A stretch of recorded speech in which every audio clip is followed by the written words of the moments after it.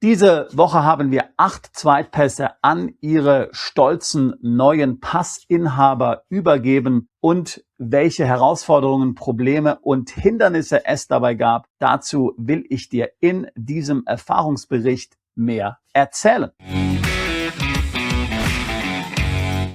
Noch ein kurzer Hinweis in eigener Sache, wenn auch du dich mit dem Thema Plan B, Zweitpass, zweite Staatsbürgerschaften, Citizenship bei Investment beschäftigst, dann können wir dich dabei auf jeden Fall umfassend unterstützen. Ich rate dir, ein Beratungsgespräch mit meinem Kollegen Daniel Taborek zu buchen, der sich bei uns im Hause um das Thema Zweitpässe kümmert. Mehr Infos findest du auch auf unserer Webseite, Link dazu in der Beschreibung dieses Videos. Und natürlich veranstalten wir regelmäßig in Zürich unseren Event, das Schweizer Taschenmesser für deinen Plan B. Und da ist natürlich das Thema Zweitpass immer ein sehr wichtiger Punkt, den wir dort in aller Detailtiefe dann behandeln werden. Auch dazu natürlich alle weiteren Infos in der Beschreibung dieses Videos. Nur nochmal zurück zum eigentlichen Thema. Diese Woche ist Daniel nach Deutschland gereist und hat in Deutschland 8 Zweitpässe an ihre stolzen neuen Passinhaber übergeben. Wir haben uns da entspannt mit den entsprechenden Mandanten, die dazukommen wollten.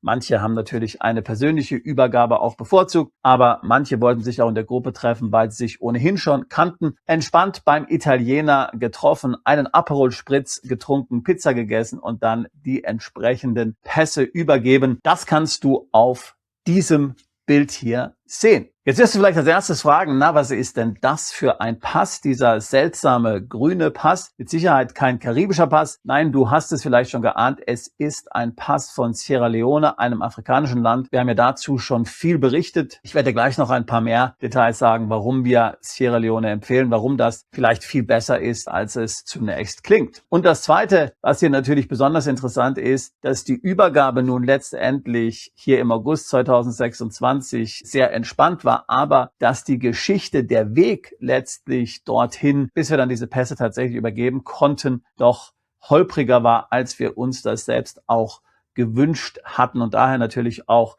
dieser Erfahrungsbericht für dich, damit du auch genau weißt, auf was du dich einlässt, damit du da nicht die Katze im Sack kaufst. Denn diese Pässe sind natürlich nicht sehr günstig und da will man natürlich schon wissen, was einen erwartet. Also, ganz kurz vielleicht, warum überhaupt dieser Pass in Sierra Leone, warum jetzt nicht ein Pass aus der Karibik? Wie gesagt, ich empfehle dir hier auf jeden Fall die anderen Videos, die Daniel schon zu diesem Thema veröffentlicht hat. Die Gründe, warum wir Sierra Leone empfehlen, ist, dass dieser Pass relativ günstig ist im Vergleich zu anderen Pässen, dass er sehr flexibel ist, dass er tatsächlich im Alltag funktioniert und eben, dass er überhaupt ausgeliefert wird. Und diese Kombination von allen Faktoren, das findest du eben bei nur sehr wenigen Pässen. Wenn wir uns die günstigen Pässe anschauen, die es momentan gibt, zum Beispiel São Tomé und Príncipe oder auch Vanuatu oder auch Nauru, dann muss man sagen, São Tomé, die versprochen haben, dass der Pass innerhalb von 6 bis 8 Wochen kommt, ist bisher noch kein einziger Pass gedruckt worden. Vanuatu kann man natürlich machen, das funktioniert, aber du wirst heute in vielen Ländern keine Banken zum Beispiel mehr finden, die diesen Pass akzeptieren werden. Und Nauru hat ähnliche Probleme. Bei Sierra Leone werden die Pässe tatsächlich ausgeliefert. Du hast ja das Bild gerade gesehen. Die Sierra Leone Pässe sind extrem flexibel. Du kannst dort eben nicht nur verheiratete Ehepartner und Kinder mit in das Passprogramm aufnehmen, sondern zum Beispiel auch Lebenspartner oder sogar einen Freund, einen Geschäftspartner zum Beispiel. Du kannst mit deinem Geschäftspartner zum Beispiel einen solchen Pass kaufen und dann muss der zweite Inhaber, was eben normalerweise für Ehepartner reserviert ist, diese Option, da nur einige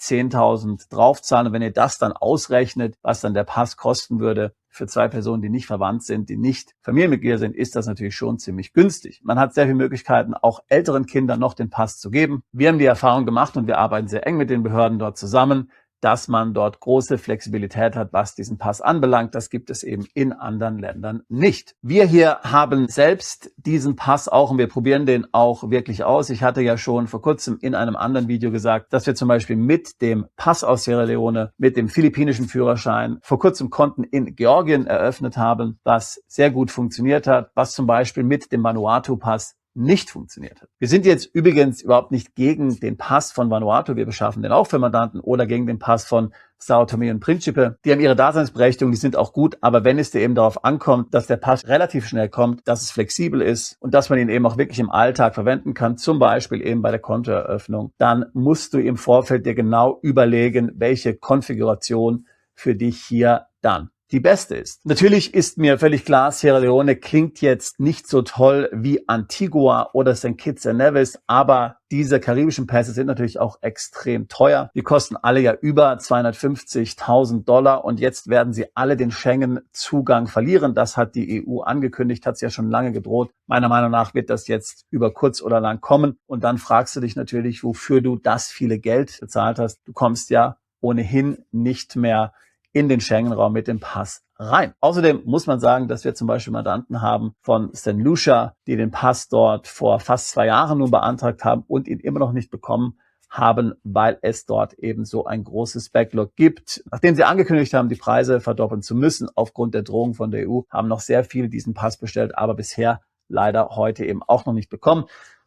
Ganz klar, das ist kein Betrug, das will ich ganz klar sagen. Die Bearbeitungszeiten sind eben nur sehr groß aufgrund des hohen Andrangs, aufgrund dieses Peaks, der eben dadurch gekommen ist, dass die Preise dann erhöht wurden. So, außerdem muss man natürlich sagen, dass es ja für dich als EU-Bürger oder als Schweizer sowieso komplett egal ist, wie gut jetzt ein solcher Pass zum Reisen wirklich ist, in wie viele Länder du visumsfrei einreisen kannst, denn du würdest ja ohnehin nicht deine deutsche Staatsbürgerschaft, deine Schweizer Staatsbürgerschaft aufgeben, weil du einen solchen Pass aus Sierra Leone hast. Darum geht es ja überhaupt nicht, sondern dieser Pass ist eben ein Plan-B-Pass. Den würdest du verwenden, zum Beispiel, wenn dir der deutsche Pass entzogen wird. Und das kann ja passieren. Du hast dir vielleicht unsere Videos zum Passgesetz hier angeschaut. Der deutsche Staat hat viele Möglichkeiten, übrigens durch die Nazis, wie so viele andere deutsche Gesetze, ursprünglich eingeführt, den deutschen Pass zu entziehen. Ich rede nicht von der Staatsbürgerschaft, ich rede vom Pass als Dokument, der entwertet wird, wenn du zum Beispiel ausreisen willst, um im Ausland an einer Demonstration teilzunehmen, die nicht der Gesinnung der deutschen Regierung entspricht,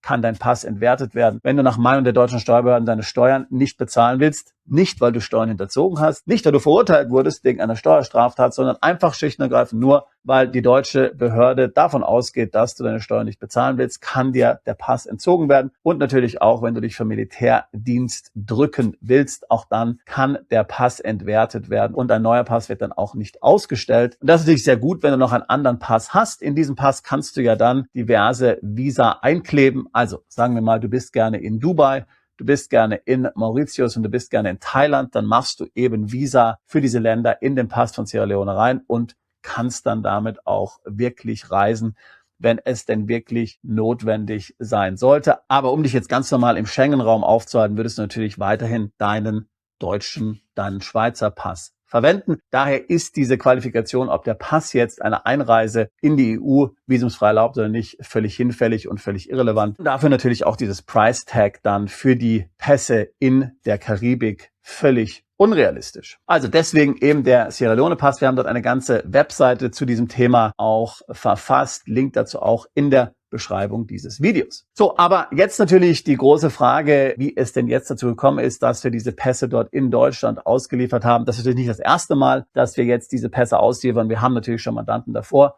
die Pässe bekommen haben aus Sierra Leone. Grundsätzlich muss man, wie gesagt, sagen, der Prozess auf Seiten des Landes funktioniert. Diese Pässe werden ausgegeben. Die Versprechungen, die das Land allerdings macht, dass das innerhalb von 3 bis 4 Monaten geht, das ist nicht realistisch. Also ein halbes Jahr würde ich schon mal einrechnen, dass es braucht, bis du diesen Pass wirklich in den Händen hältst. Da kommen dann so Dinge dazwischen, die man sich gar nicht vorstellen kann, wenn man Deutscher ist, sodass die zum Beispiel Rechtschreibfehler beim Drucken dieses Passes nicht abfangen. Ob das jetzt eine Software-Schwäche ist oder was auch immer, wir übergeben dem Land die korrekten Daten natürlich, idealerweise eine Passkopie natürlich aus Deutschland und dann gibt es im deutschen Namen zum Beispiel einen Schreibfehler im neuen Pass.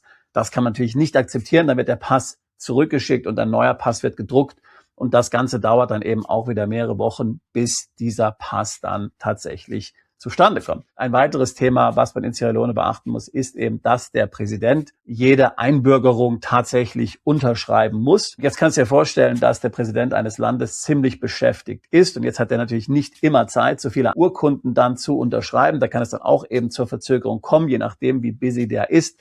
Und das sind im Grunde die wichtigsten beiden Punkte, warum es eben manchmal länger dauert, als wir uns dann auch wünschen. Als dritte Herausforderung kam jetzt dann noch, und ich hatte ja auch schon ein Video dazu gemacht, dass auf einmal die Pässe, die dann mit Kurier, zum Beispiel DHL oder FedEx, in die EU geschickt wurden, dann aufgerissen wurden und der Inhalt geprüft und ich vermute auch fotografiert wurde. Das haben uns die Kuriere selbst mitgeteilt. Sie haben uns sozusagen dafür gewarnt, dass sie das jetzt machen müssen aufgrund von EU-Verordnungen. Ich gehe eben davon aus, dass die EU sich Sorgen macht, dass immer mehr EU-Bürger solche Zweitpässe sich besorgen, um letztlich dem EU-Gefängnis zu entkommen. Vielleicht wird es irgendwann mal eine Besteuerung der Staatsbürgerschaft geben und dann will man natürlich nicht, dass EU-Bürger nicht EU-Pässe haben. Und deswegen will man jetzt schon mal genau wissen, wer denn über solche Zweitpässe verfügt. Das heißt, wenn immer ein solcher Zweitpass per Kurier in die EU verschickt wird, sind die Kuriere verpflichtet, diese Sendungen zu öffnen und dann den Inhalt zu fotografieren. Und übrigens gilt das nicht nur für Pässe. Das ist zum Beispiel auch passiert, als wir Führerscheine aus den Philippinen in die EU verschickt haben. Also, was haben wir gemacht? Wir haben natürlich dann gesagt, das können wir nicht akzeptieren, das wollen unsere Mandanten nicht. Das heißt, wir haben dann erstmal die Sendung per Kurier in die EU gestoppt. Ein Bote, das heißt eine Person, hat dann die Pässe tatsächlich von Sierra Leone über Hongkong nach Deutschland gebracht für unsere Mandanten, hat sie uns dort übergeben, hat es dem Daniel übergeben und der Daniel hat dann sich in Deutschland mit den entsprechenden Mandanten getroffen, um diese Pässe dann persönlich zu übergeben, entweder in der Gruppe, wer sich sowieso schon kannte in der Gruppe, oder eben natürlich in einem privaten Termin, denn das Ganze ist natürlich vertraulich. Viele wollen ja gar nicht groß kundtun, dass sie überhaupt einen solchen Pass haben, sondern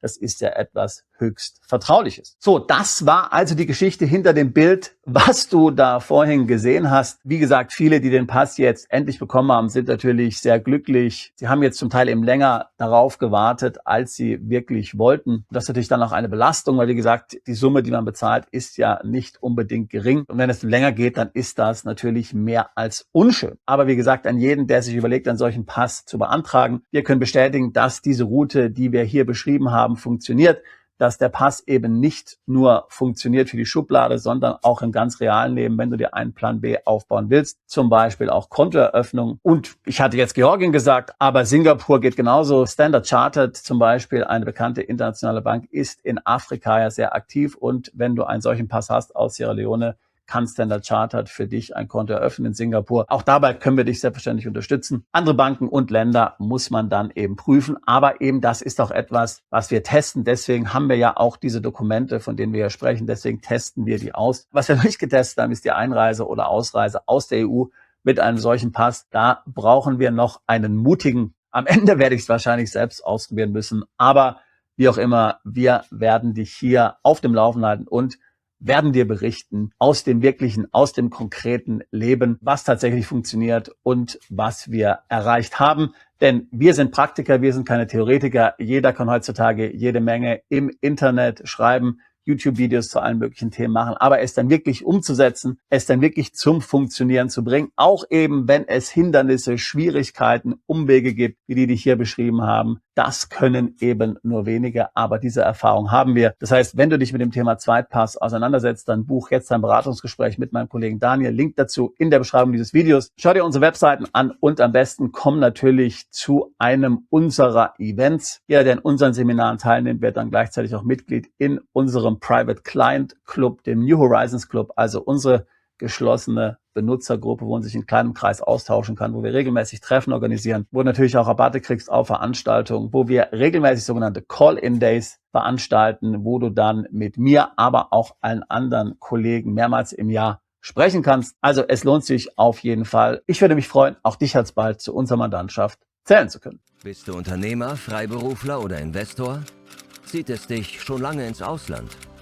Mach heute den ersten konkreten Schritt in eine Zukunft mit mehr Geld und mehr Freiheit. Buche ein Beratungsgespräch mit Sebastian und seinen Kollegen. Unsere Kanzlei unterstützt Mandanten wie dich dabei, deine Steuerlast legal zu reduzieren, Vermögen aufzubauen und zu schützen und deine persönliche Freiheit zu maximieren. Profitiere jetzt von unserem Fachwissen und unserem Netzwerk. Gehe zu mandatierung.com und werde Mandant unserer Kanzlei.